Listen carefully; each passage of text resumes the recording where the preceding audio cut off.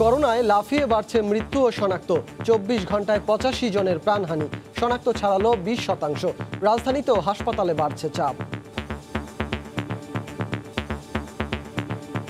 অনেক পেশেন্ট নিচে পড়ে আছে। আমাদের ফিউচার যে কি আছে আল্লাহ তাআলাই ভালো জানে। কোথায় রুগী নিয়ে রাখবে মানে নিজেরাই এই ডিসিশনে ভুগছে। 36 to 40 পার ডে যদি আমাদের অ্যাডমিশন হয়, আমাদের 10 দিনই আমাদের হাসপাতাল ভরে যাবে। একসাথে যে হ্রাস অফ পেশেন্ট হবে সেটা ঠেকানোর মতো ক্যাপাসিটি আমাদের হাসপাতালে নেই। বাস, ট্রেন, লঞ্চ বন্ধ থাকলেও পায়ে হেঁটে ভাড়া গাড়িতে ঢাকা থেকে বাইরে যাওয়ার চেষ্টা। দেশে জমে হাইটার অলা দিছি মানবো কিভাবে স্যার, পেটে খিদে কি করবো কান্ত। হঠাৎ 2-1 গাড়ি আসে, সেগুলো আমরা নিবৃত্ত করার চেষ্টা করতেছি। দেখছিলেন প্রধান শিরোনাম, রাতের সময়, সঙ্গে আছি আমি সজল মিত্র রিচার্ড। এবার অন্যান্য শীর্ষ সংবাদ। দেশের সব মানুষ যেন করোনার টিকা পায় সেই লক্ষ্যে কাজ করছে সরকার। আওয়ামী লীগের 72তম প্রতিষ্ঠা বার্ষিকীতে প্রধানমন্ত্রী, বঙ্গবন্ধুর প্রতিকৃতিতে শ্রদ্ধা।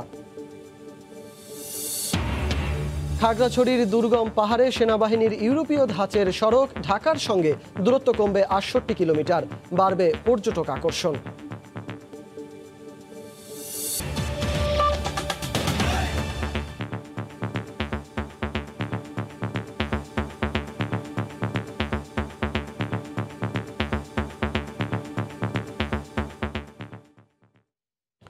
কোনো কিছুতেই নিয়ন্ত্রণে আসছে না দেশের করোনা পরিস্থিতি। ঢাকার বাইরেও লাগামহীনভাবে বাড়ছে সংক্রমণ ও মৃত্যু। এরপরও গ্রামের লোকজন সচেতন না হওয়ায় রোগীর সংখ্যা লাফিয়ে বাড়ছে। গত 24 ঘন্টায় সারা দেশে 85 জনের মৃত্যু হয়েছে। শনাক্তের হার বেড়ে 20% ছাড়িয়েছে। এর মধ্যে উত্তর ও দক্ষিণ পশ্চিমাঞ্চলেই 55 জন মারা গেছেন। রিপোর্টার ও জেলা প্রতিনিধিদের তথ্য ও ছবিতে প্রতিবেদন।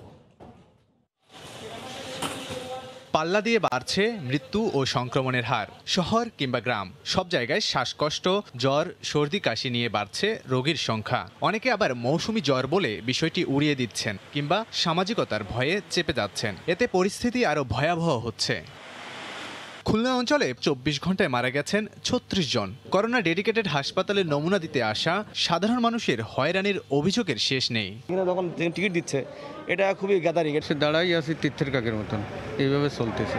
রাজশাহী অঞ্চলে করোনা আক্রান্তদের সঙ্গে বাড়ছে উপসর্গ নিয়ে রোগীর ভিড়। এতে দীর্ঘ হচ্ছে মৃত্যুর তালিকা। 24 ঘন্টায় রাজশাহী বিভাগে 18 জনের মৃত্যু হয়েছে। নতুন রোগীদের বেশিরভাগই গ্রামের।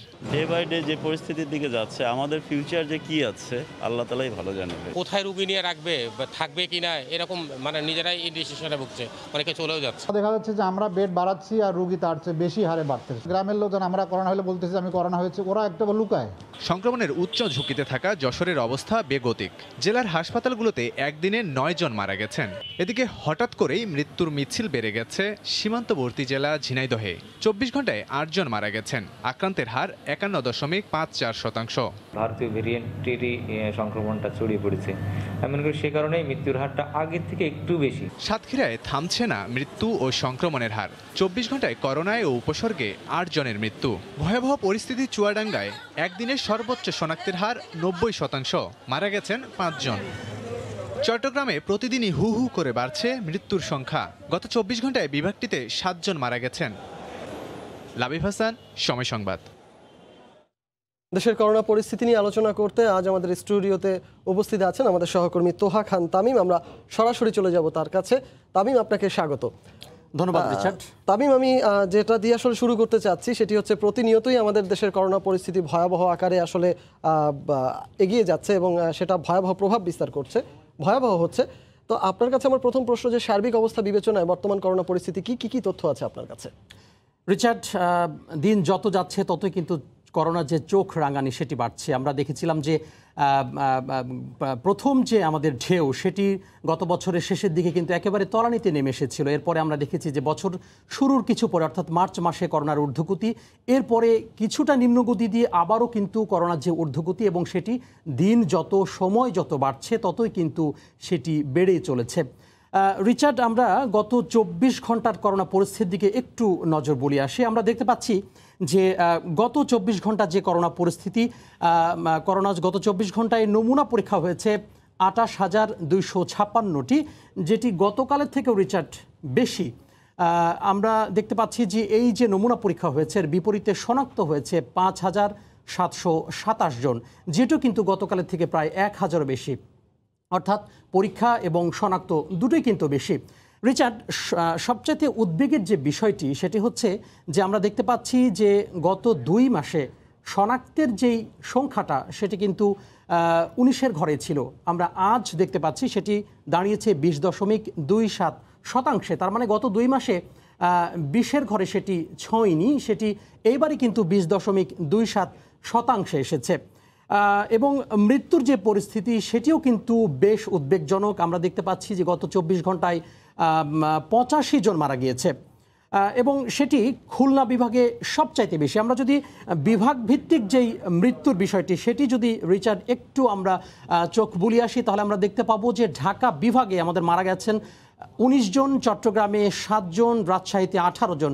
রিচার্ড, আপনি জানেন যে রাজশাহীতে গত মাসের 25 তারিখের পরে কিন্তু এই যে বিশেষ করে সীমান্ত জেলা চাঁপাইনবাবগঞ্জে আপনি জানেন যে সেটি লকডাউন শুরু হয় এবং রাজশাহী পরিস্থিতিও কিন্তু খারাপ হয়। পাশাপাশি অন্যান্য যে সীমান্তবর্তী জেলাগুলো রয়েছে দেশের, যশোর কিংবা রাজশাহী কিংবা অন্যদিকে যে সীমান্তবর্তী জেলাগুলো রয়েছে সেখানে কিন্তু আমরা বেশ উদ্বেগজনক দেখেছি এবং রাজশাহীতে বেশ উদ্বেগজনক। সেটি ঢাকার জনসংখ্যার থেকে অনেক কম জনসংখ্যা থাকলেও সেক্ষেত্রে রাজশাহীতে আমরা দেখতে পাচ্ছি যে 18 জনের মৃত্যু হয়েছে। সবচেয়ে উদ্বেগজনক সম্প্রতিকালে সেটি হচ্ছে খুলনা নিয়ে। খুলনাতে আমরা দেখতে পাচ্ছি আজকে সর্বোচ্চ মৃত্যু হয়েছে।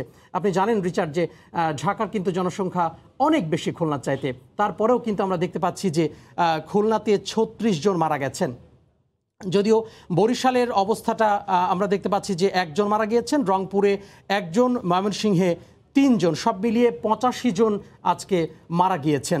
রিচার্ড, আপনি যে কথাটা বলছিলেন যে খুলনাতে আসলে 36 জনের প্রাণহানি ঘটেছে এই করোনার কারণে, আজকের দিনের পরিসংখ্যান যেটা বলছে আমাদেরকে, একটা বিষয় কি আপনি আমাদেরকে জানাবেন, সেটি হচ্ছে এই যে 36 জন মারা যাওয়ার পরে এখন যে অবস্থাটা দাঁড়িয়েছে তাতে করে আসলে ঢাকা বিভাগকে পৃথক করার জন্য আমরা যে কার্যকর পদক্ষেপগুলো নিচ্ছি এটি আসলে কার্যকর হচ্ছে, বা আমরা আসলে লকডাউন বলতে যেটা বা কঠোর বিধিনিষেধ বলতে যেটা বোঝাচ্ছি সেটি আসলে প্রকৃত অর্থেই কার্যকর হচ্ছে? রিচার্ড, আপনার বিষয়ে অবশ্যই ফিরব, তার আগে ডেল্টা ভ্যারিয়েন্ট, অর্থাৎ এই যে ডেল্টা ভ্যারিয়েন্ট নিয়ে যে বিষয়টি সেটি বেশ উদ্বেগ বাড়াচ্ছে। প্রতিনিয়ত কিন্তু ডেল্টা ভ্যারিয়েন্টের কারণে আমরা উদ্বেগের মধ্যে আছি। কারণ হচ্ছে যে পার্শ্ববর্তী দেশ ভারতে কিন্তু এই যে ডেল্টা ভ্যারিয়েন্টের যে সর্বউপস্থিতি এবং খুবই বাজে পরিস্থিতি ছিল গত কয়েকদিন আগে এবং এখনও বিরাজ করছে, সেটি কিন্তু প্রতিনিয়ত আমাদের উদ্বেগ বাড়াচ্ছে। এ বিষয়ে সহকর্মী রাশেদ লিমনের একটি রিপোর্ট আছে, সেটি আমরা দেখে আসব। ভাইরাস তার নিজস্ব ধর্ম অনুসারে পরিবেশ পরিস্থিতির সঙ্গে মিলিয়ে নিতে নিজের রূপ বদলায়। এরই ধারাবাহিকতায় কোভিড-19 যুক্তরাজ্যে আলফা, দক্ষিণ আফ্রিকায় বিটা, ব্রাজিলে গামা আর ভারতে ডেল্টা ভ্যারিয়েন্টে রূপান্তরিত হয়েছে। আর এদেশের সীমান্ত এলাকায় দাপিয়ে বেরিয়ে ডেল্টা ভ্যারিয়েন্ট এখন দখল করে নিচ্ছে গোটা দেশ। এর প্রভাবে রাজশাহী, খুলনার পরে এবার এগিয়েছে রাজধানী ঢাকার দিকে। 2 সপ্তাহ আগেই যেখানে ঢাকা মেডিকেলে 10 থেকে 20 জন কোভিড রোগী আসত দিনে, চলতি সপ্তাহে সেই সংখ্যা গিয়ে দাঁড়িয়েছে 35 থেকে 40-এ। চাপ বাড়ছে রাজধানীর অন্যান্য কোভিড হাসপাতালেও। তো এই যে 36 to 40 পার ডে যদি আমাদের অ্যাডমিশন হয়, আমাদের 10 দিনই আমাদের হাসপাতাল ভরে যাবে, তখন আমরা কাউকে জায়গা দিতে পারবো না। তো এই যে একটা পরিস্থিতি আমরা সামনে দেখতে পাচ্ছি, এটা তো ভয়াবহ পরিস্থিতি। এরই মধ্যে স্থানীয়ভাবে লকডাউন হয়েছে বেশ কিছু এলাকা। ঢাকায় সংক্রমণ রোধে বন্ধ রাখা হয়েছে দূরপাল্লার সব যান। সংক্রমণের চেইন ভেঙে ফেলতে এই লকডাউনকেই উত্তম পথ মানছে আইডিসিআর। যে কোনো লকডাউনের মূল উদ্দেশ্য হচ্ছে আসলে ট্রান্সমিশন সাইকেলটা ব্রেক করা, সেটা চেষ্টাই করা হচ্ছে বিভিন্ন জায়গায় এবং এটা অন্যতম পন্থা। পাশাপাশি টেস্ট, আইসোলেশন আর হাসপাতালের সক্ষমতা বাড়ানোর তাগিদ বিশেষজ্ঞদের। ফুল ওপেন হয়ে গেলে একসাথে যে হ্রাস অফ পেশেন্ট হবে সেটা ঠেকানোর মতো ক্যাপাসিটি আমাদের হাসপাতালের নেই। একই সঙ্গে টিকাদান কর্মসূচিকেও আরও গতিশীল করার পরামর্শ তাদের। রাশেদ লিমন, সময় সংবাদ, ঢাকা। দর্শক, সহকর্মী রাশেদ লিমনের করা একটা রিপোর্ট আমরা দেখলাম লকডাউন নিয়ে। রিচার্ড, আমরাও রিপোর্টটি দেখছিলাম, এর আগেও আমি আপনাকে একটা প্রশ্ন করেছিলাম, সেটি হচ্ছে আসলে কার্যকারিতা কতখানি বিধিনিষেধের ক্ষেত্রে আমরা যে শব্দটা ব্যবহার করছি লকডাউন কিংবা কঠোর বিধিনিষেধ। আরেকটা বিষয়ের সাথে যোগ করতে চাই, সেটি হচ্ছে সীমান্তবর্তী এলাকায় এই ডেল্টা ভ্যারিয়েন্টটা প্রথমে দেখা দিয়েছিল, এখন ঢাকাতেও আমরা দেখেছি একটা জরিপে অধিকাংশ মানুষের শরীরে এটি দেখা দিয়েছে। আসলে আমাদেরও আসলে প্রতিকারমূলক ব্যবস্থা হিসেবে আমরা কি গ্রহণ করেছি? আইসিইউ সংকট, হাসপাতালের শয্যা সংকট, এটি কিন্তু প্রতিনিয়তই আসছে, কি বলবেন? প্রতিনিয়তই বাড়ছে সেটি। রিচার্ড, লকডাউনে যেই স্টোরিটা বা যেই সংবাদটা, প্রতিবেদনটা আমরা দেখে আসলাম, আপনি জানেন যে এখন পর্যন্ত বিশেষজ্ঞরা বলছেন যে সবচাইতে কার্যকর পদ্ধতি হচ্ছে লকডাউন, লকডাউন এবং লকডাউন। অর্থাৎ এই যে করোনার যে চেইন, একজন থেকে আরেকজনের যে সংক্রমণের যে বিষয়টি, সেটি ভাঙার জন্য এখন পর্যন্ত কার্যকর পদ্ধতি হচ্ছে লকডাউন, এবং সরকার কিন্তু সে পথে হাঁটছে প্রতিনিয়ত। আমরা দেখতে পাচ্ছি যে কয়েক দফায় কিন্তু লকডাউন বাড়ানো হয়েছে, এবং ঢাকাকে বিচ্ছিন্ন করার জন্য, যাতে করে এই যে ডেল্টা ভ্যারিয়েন্ট বা করোনা যে সংক্রমণ, উচ্চ সংক্রমণ, সেটি যাতে ছড়িয়ে না পড়ে, সেটির জন্য কিন্তু ঢাকার আশপাশে যে 7টি জেলা রয়েছে, সেই 7টি জেলায় কিন্তু লকডাউন ইতিমধ্যে ঘোষণা করা হয়েছে। এবং রিচার্ড, আমি আজ সারাদিনই মাঠে ছিলাম, এবং ঢাকার যেই প্রবেশ মুখগুলো রয়েছে, সেই প্রবেশ মুখে আমি কিন্তু বেশ নজরদারি করেছিলাম। আমরা দেখতে পাচ্ছি যে ঢাকাকে কার্যত বিচ্ছিন্ন করার চেষ্টা করা হলেও কিন্তু মানুষ, যারা কর্মজীবী, শ্রমজীবী মানুষ রয়েছে, বিশেষ করে ঢাকার আশপাশে যে জেলাগুলো রয়েছে, বিশেষ করে গাজীপুর যদি আপনাকে বলি, গাজীপুরে আপনি জানেন যে সেখানে তৈরি পোশাক শিল্পের ব্যাপক কারখানা রয়েছে, বেশ অসংখ্য কারখানা রয়েছে, সাভারে রয়েছে, সব কিছু কিন্তু বেশ গুরুত্বপূর্ণ। তো সেক্ষেত্রে এই যে তারা কিভাবে যাবে তাদের কর্মক্ষেত্রে, কিভাবে আবার কর্মক্ষেত্র থেকে তারা ফিরে আসবে, অনেকে কিন্তু আপনি জানেন যে ঢাকায় থাকে, সে ব্যবস্থাটি কিন্তু আমি আজ পর্যন্ত দেখতে পাইনি, বা এখন পর্যন্ত আজকে আমরা কিন্তু দেখতে পাইনি। কিন্তু সব মিলিয়ে প্রতিটা প্রবেশ মুখে কিন্তু পুলিশের যে সরব উপস্থিতি, সেটি আমরা কিন্তু লক্ষ্য করেছি। পাশাপাশি 7টি জেলায় যে লকডাউন দিয়েছে, সেই 7টি জেলায় আমরা লকডাউনের পরিস্থিতি আমরা লক্ষ্য করেছি। আমরা দেখেছি যে অন্যান্য যেই জেলাগুলো, সেই জেলাগুলোতে একই পরিস্থিতি। রিচার্ড, এই বিষয়ে আমার একটি প্রতিবেদন আছে এই লকডাউন নিয়ে, যে জেলাগুলোতে লকডাউন হয়েছে এবং ঢাকা শহরের কি পরিস্থিতি, সেই প্রতিবেদনটা আমরা এখন একটু দেখে আসব। করোনার লাগাম টানতে মঙ্গলবার সকাল থেকে সারা দেশ থেকে বিচ্ছিন্ন রাজধানী। ঢাকার আশপাশে 7টি জেলায় চলছে কঠোর লকডাউন, যার প্রভাব পড়েছে ঢাকার প্রবেশ মুখগুলোতে। বুধবার সকাল থেকে বিভিন্ন প্রবেশদ্বারে চেকপোস্ট বসিয়ে তল্লাশি চালাচ্ছে আইন শৃঙ্খলা বাহিনী। আমি যেখানে জব করি সেখানে তো আপনার গাড়ি ঘোড়া বন্ধ, এখন তো কিভাবে যাব? দেশে জামাত হাইটার রওনা দিছি, 10টার বেলা বৃষ্টি আছে। দূরপাল্লার বাস বন্ধ থাকায় সুযোগ নিয়েছে বিভিন্ন ছোট যানবাহন, রিক্সা, ভ্যান সহ মৌখিক চুক্তিতে চলছে বিভিন্ন মোটরসাইকেল। বাসে আমাদের 100 থেকে 150 টাকার ভাড়া, তো সেখানে আমাদের 1100 টাকা দিয়ে যেতে হচ্ছে। ঢাকা থেকে যে সমস্ত মানুষ বাইরে যাইতেছে সেগুলো আমরা নিষেধ করতেছি, এবং যারা মাস্ক পরতেছে না তাদেরকে মাস্ক পরার জন্য আমরা সচেতনতা বোধ করতেছি। করোনার লাগাম টানতে নারায়ণগঞ্জে লকডাউন বাস্তবায়নে তৎপর রয়েছে প্রশাসন। যানবাহন ঠিক মতো পাওয়া যাচ্ছে না, আবার ভাড়া বেশি রাখছে। 5 টাকার ভাড়া 10 টাকা, 15 টাকা, তারপরে ঠিক মতো আসা যায় না। এদিকে দূরপাল্লার বাস বন্ধের নির্দেশনা উপেক্ষা করেই ঢাকা টাঙ্গাইল মহাসড়কে উত্তরবঙ্গ সহ বিভিন্ন জেলার গণপরিবহন চলতে দেখা গেছে। মানবো কিভাবে স্যার, পেটে খিদে কি করবো? ঢাকার সাথে যোগাযোগ প্রায় বিচ্ছিন্নই, হঠাৎ 2-1 গাড়ি আসে, সেগুলো আমরা নিবৃত্ত করার চেষ্টা করতেছি। লঞ্চ চলাচল বন্ধ থাকায় শিমুলিয়া বাংলাবাজার ফেরিঘাটে জরুরি পণ্যবাহী ফেরি দিয়েই গাদাগাদি করে গন্তব্যের উদ্দেশ্যে ছুটছে মানুষ। তোহা খান তামিম, সময় সংবাদ, ঢাকা। রিচার্ড, আমার প্রতিবেদন দেখছিলেন, বিশেষ করে যে ঢাকার আশপাশে যেই লকডাউন দিয়েছে সরকার, সেই বিষয়টি। হ্যাঁ তামিম, আপনার প্রতিবেদনটা আমরা খুব মনোযোগ সহকারেই দেখছিলাম। এখানে আপনি কিছু কিছু জিনিসের অবতারণা করেছেন, সেই বিষয়গুলোর আলোকেই যদি আমি আপনাকে প্রশ্নটা করি, সেটি হচ্ছে গিয়ে ঢাকার অবস্থা তো আমরা নিজেরাও দেখতে পাচ্ছি, এবং আপনিও এর আগেও বলেছেন যে জেলাগুলোতে লকডাউন চলছে, আসলে সেই জেলাগুলোর সার্বিক চিত্র কি? আমরা কিন্তু সেখানেও মৃত্যুহার দেখতে পাচ্ছি যে তরতরিয়ে বেড়ে যাচ্ছে। রিচার্ড, এ পর্যন্ত ঢাকার আশপাশে যে জেলাগুলো রয়েছে, সেখানে আমরা দেখতে পাচ্ছি যে 7টি জেলায় এ পর্যন্ত ঢাকার যে আশপাশে জেলাগুলো রয়েছে, বিশেষ করে গাজীপুর, মানিকগঞ্জ, গোপালগঞ্জ, মুন্সিগঞ্জ, নারায়ণগঞ্জ, রাজবাড়ী এবং মাদারীপুর, অর্থাৎ ঢাকার যেই আশপাশে জেলাগুলো রয়েছে, সেই জেলাগুলোতে কিন্তু লকডাউন ইতিমধ্যে চলছে, এবং প্রশাসন এই সংশ্লিষ্ট জেলাগুলোতে বেশ কিন্তু তৎপর। এবং আমরা ঢাকাতেও দেখেছি যে এই সমস্ত জেলাগুলোর যে প্রবেশদ্বার বা এই সমস্ত জেলাগুলোতে যাওয়ার জন্য যেই প্রস্তুতি, সেটিও কিন্তু আসলে ঠেকিয়ে দেওয়া হচ্ছে। আজ সারাদিন আমি আপনাকে কিছুক্ষণ আগে বলেছিলাম যে সারাদিন যে কিন্তু আমরা পর্যবেক্ষণ করছি বিষয়টি, আমরা দেখেছি যে প্রবেশদ্বারগুলোতে অনেক মানুষকে কিন্তু ঠেকিয়ে দেওয়া হচ্ছে, বাধা দেওয়া হচ্ছে। কেন? কারণ হচ্ছে তারা যেন লকডাউন এরিয়ায় না প্রবেশ করেন। কিন্তু একটি উদ্বেগের বিষয়, সেটি হচ্ছে এই যে যারা বিশেষ করে গাজীপুর, নারায়ণগঞ্জ কিংবা আশপাশে যে জেলাগুলো রয়েছে, সাভার হয়ে অনেকেই যে মানিকগঞ্জে যাবেন, তারা আসলে কিভাবে যাবেন?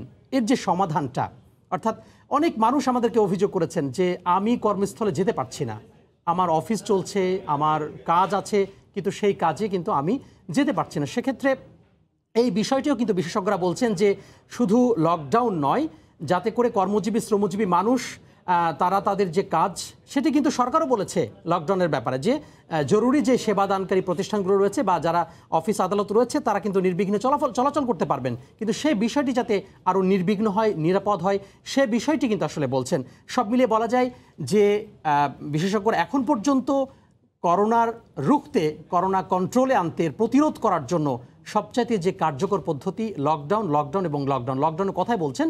এখন সবচেয়ে যে জরুরি বিষয় সেটি হচ্ছে এটির সুষ্ঠু বাস্তবায়ন এবং আমাদের যে স্বাস্থ্য খাত রয়েছে সেটির যে সক্ষমতা সেটি বাড়ানো, পাশাপাশি সর্বোপরি সবচেয়ে গুরুত্বপূর্ণ যে বিষয়টি রিচার্ড, সেটি হচ্ছে আমরা যারা রয়েছি তারা যেন স্বাস্থ্যবিধি আমরা মেনে চলি এবং সরকারের যে স্বাস্থ্যবিধি রয়েছে, যে নির্দেশনাগুলো রয়েছে সেই নির্দেশনা মেনে চলি, তবে আসলে এই যে মহামারী সেটির আসলে লাগাম টেনে ধরা সম্ভব। রিচার্ড, খুবই সুন্দর কথা বলেছেন তামিম। আপনার এই মতামতের সাথে সম্পূর্ণরূপে একমত পোষণ করে বলতে চাই যে এটাও আসলে আমাদের দেশে এখন করোনা পরিস্থিতি থেকে উত্তরণের সর্বাত্মক শ্রেষ্ঠ উপায়। ধন্যবাদ আপনাকে তামিম আমাদের স্টুডিওতে আসার জন্য। বৈশ্বিক সংকটের কারণে ভ্যাকসিনেশন কার্যক্রমে কিছুটা বাধার সৃষ্টি হলেও দেশের সব মানুষ যাতে টিকা পায় সেই লক্ষ্যে সরকার কাজ করছে বলে জানিয়েছেন প্রধানমন্ত্রী শেখ হাসিনা। আওয়ামী লীগের ৭২তম প্রতিষ্ঠাবার্ষিকী উপলক্ষে বিকেলে গণভবন থেকে ভার্চুয়ালি যুক্ত হয়ে একথা বলেন তিনি। প্রধানমন্ত্রী বলেন, অগ্রাধিকার ভিত্তিতে যারা টিকার ডাবল ডোজ নিয়েছেন তারাই সমালোচনায় নেমেছেন। নির্দিষ্ট পরিকল্পনা, দর্শন ও আদর্শ নিয়ে কাজ করার ফলেই দেশের অগ্রগতি সম্ভব হয়েছে বলে জানান তিনি।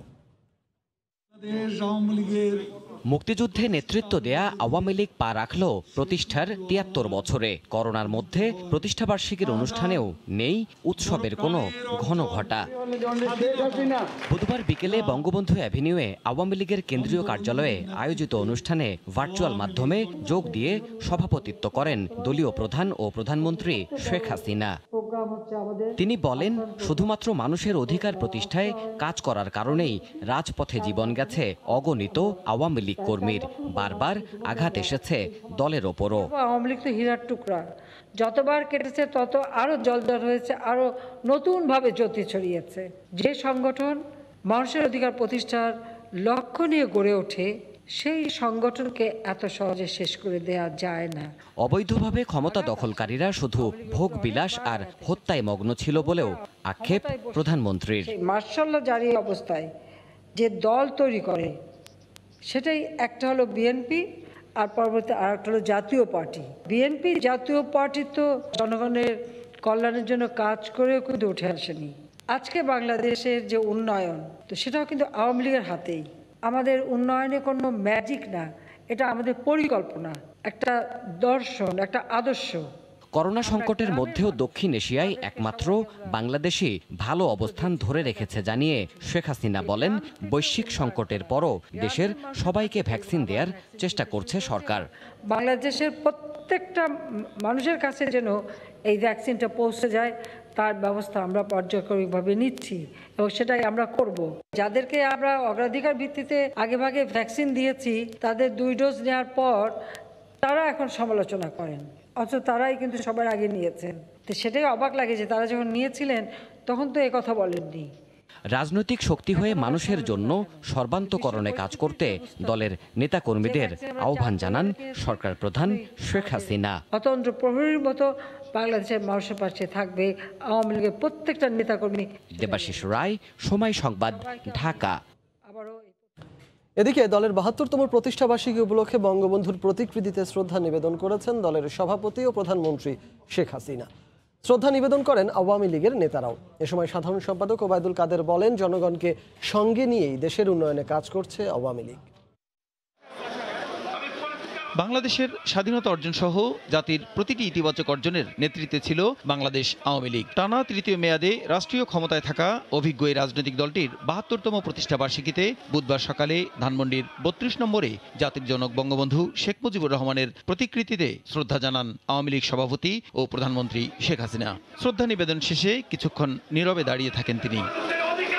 এরপর দলের পক্ষ থেকে জ্যেষ্ঠ নেতাদের নিয়ে শ্রদ্ধা নিবেদন করেন আওয়ামী লীগের সাধারণ সম্পাদক ওবায়দুল কাদের। পরে দলের সহযোগী ও অঙ্গ সংগঠনের নেতাকর্মীরাও বঙ্গবন্ধুর প্রতিকৃতিতে শ্রদ্ধা নিবেদন করেন। শ্রদ্ধা নিবেদন শেষে ওবায়দুল কাদের বলেন, অতীত বর্তমানের মতো ভবিষ্যতেও জনগণকে সঙ্গে নিয়েই দেশের উন্নয়নে কাজ করবে আওয়ামী লীগ। আওয়ামী লীগ জনগণের সাথে ছিল, জনগণের সাথে আছে এবং ভবিষ্যতেও জনগণের সঙ্গে আওয়ামী লীগ থাকবে।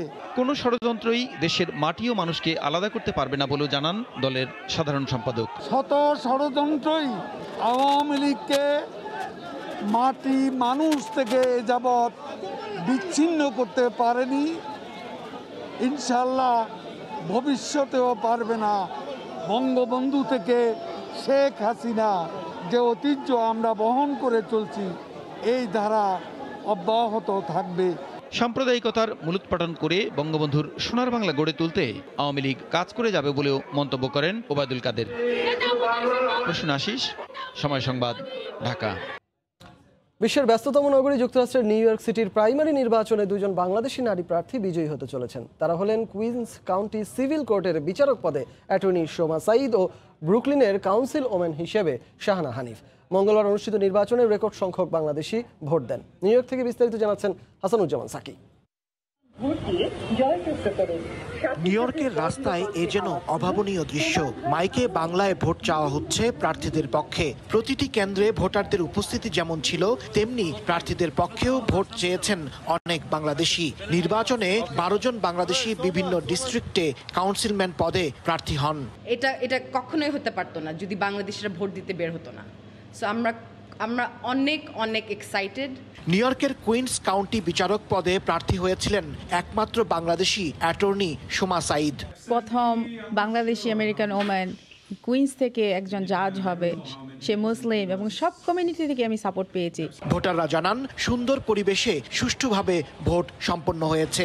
আমাদের পছন্দ মতো অন্যান্য মেয়র হোক আর অন্যান্য জাজ হোক, সবাই আমাদের প্রতিনিধিত্ব করে, এটাই আমরা চাই। আমরা চাই আমাদের কাউন্সিলের প্রতিনিধিরা ভোটে জয়ী হোক। মঙ্গলবারের নির্বাচনে ডেমোক্রেট ও রিপাবলিকান বিজয়ী প্রার্থীরা আসছে নভেম্বরে মূল নির্বাচনে পরস্পরের প্রতিদ্বন্দ্বী হবেন। তবে সাধারণভাবে ডেমোক্রেটিক সংখ্যাগরিষ্ঠ প্রার্থীরাই নিউ ইয়র্ক সিটিতে বিজয়ী হন।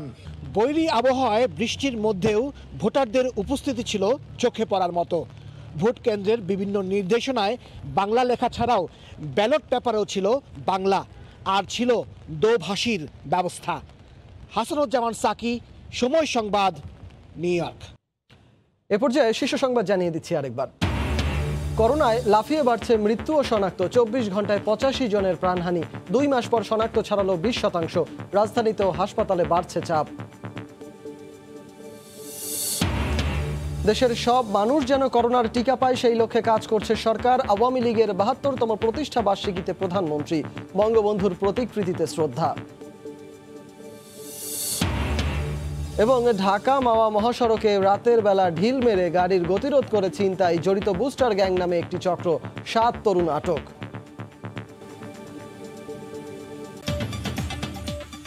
এই ছিল রাতের সময়ে, সঙ্গে থাকুন সময়।